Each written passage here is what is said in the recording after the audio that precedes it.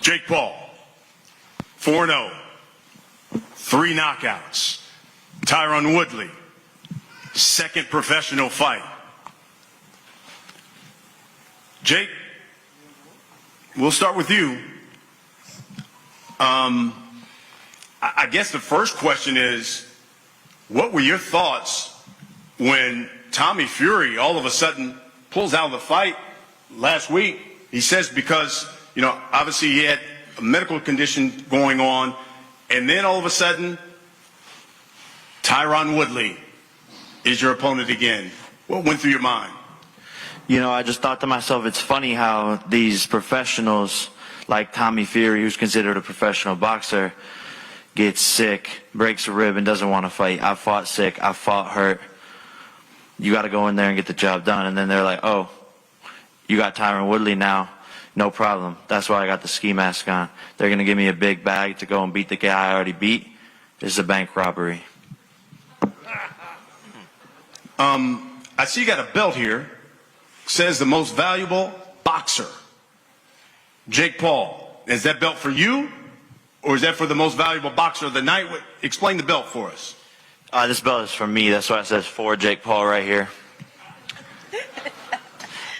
But this is the most valuable boxer belt, designed by Alec Monopoly. We got a diamond Rolex on the side, a diamond Cartier on the side, and then the Hermes Birkin bag sewn into the side for the most valuable boxer of this generation.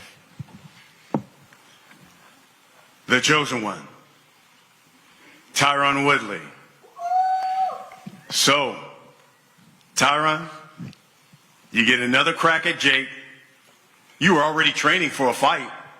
And then all of a sudden last week, you get the call like, hey, do you want to run it back? Give me your thoughts. Did you think this would happen? And what were your thoughts when you actually got the call last week? My thoughts when I got the call is that, things happen for a reason. I think this is all a part of alignment. And, it's been times in my mixed martial art career where, we get a fight done and we always think we need a break, we need to go on a vacation, and we need to just download because the training camp takes a lot of energy and a lot of time, a lot of PR. And something told me this fight wasn't going to happen. Something didn't sit right with me about the Tommy Fury matchup. It didn't make a lot of sense. I didn't think people were as excited about the Tommy Fury fight as they were with me and Jake. So I flew my coaches into town end of September. I said, this fight ain't going to happen. I said, this fight will not happen. I said, my spirit is telling me it's not going to happen. So we started training.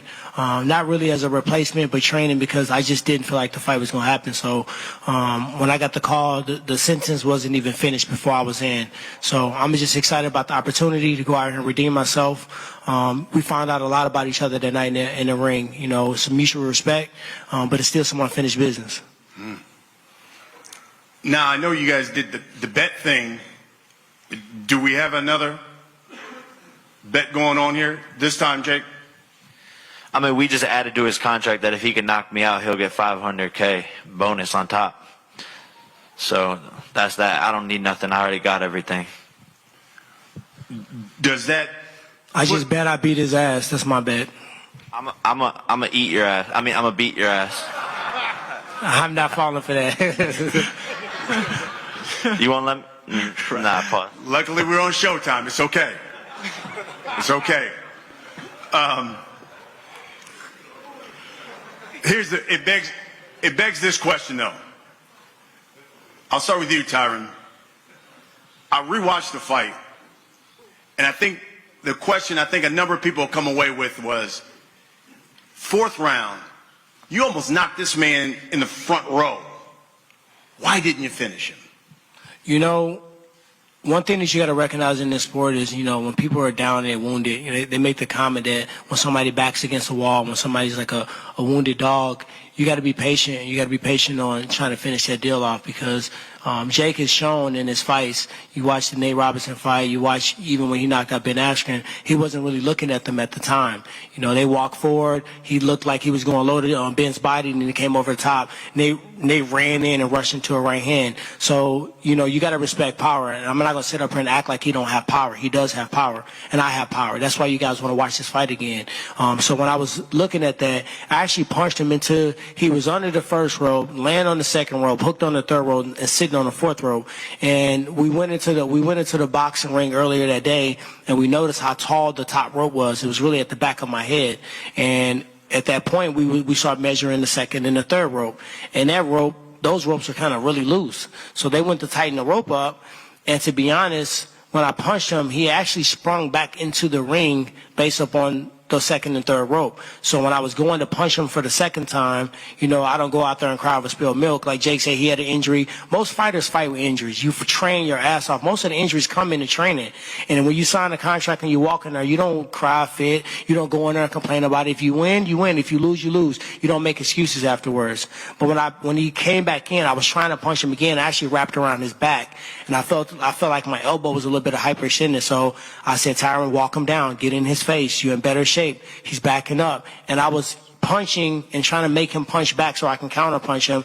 But I really didn't feel like it was time for me to just go in there with avalanches of punches. He was hurt, but he wasn't to the point where he was dangling around and his legs were shaking. So hindsight is 20/20. I could have went in there and threw a barrage of punches, and he could have came with that right hand that we saw. He could have came with the left hook.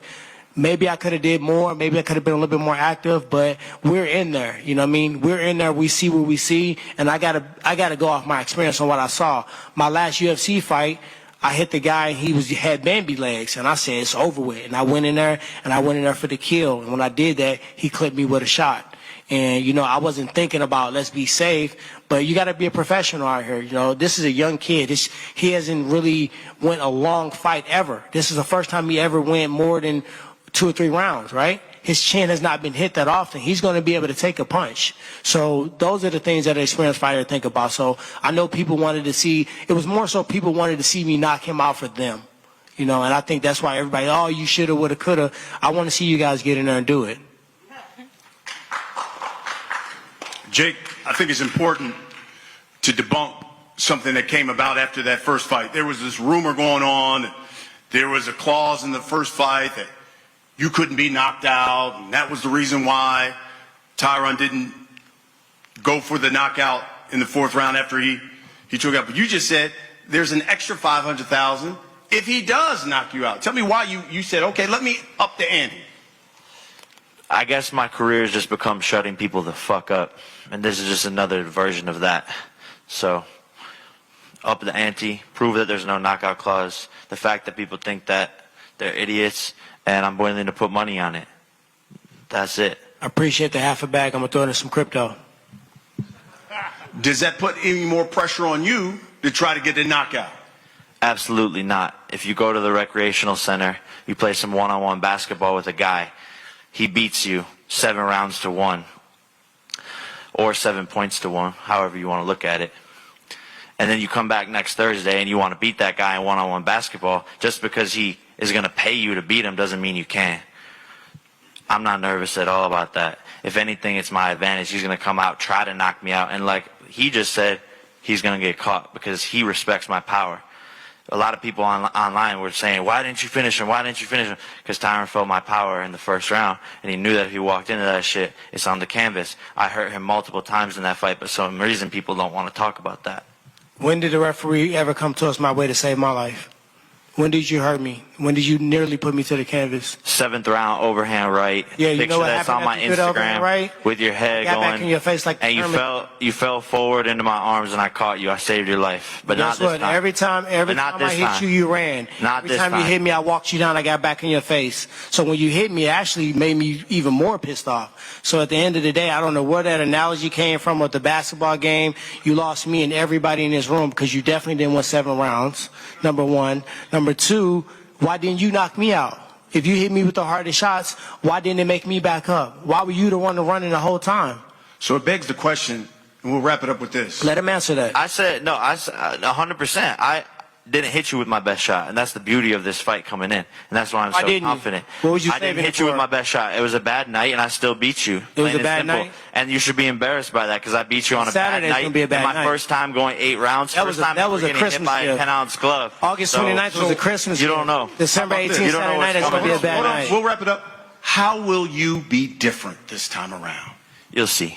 Enough with the talking. We're 2 days away. Everyone can tune the fucking Showtime.com/pay-per-view. Fucking be there. Otherwise, you're missing out on one of the greatest fights ever. Thank you. Tyron, how will you be different? I don't need to be different. I just need to go out there and get it done this time. I needed more time the last time. This time I'm getting some extension to that last fight, so I'm going to get the round done. This is the round 9 to me. Here we go, folks. Leave no doubt. Jake Paul, Tyron Woodley, Showtime pay-per-view. I know members of the media have got questions. We got a mic. We just ask that you introduce yourself and tell us who you are and who you're with. This question is for Frank Gore. I'm Greg Ivory with Bleacher Report Betting.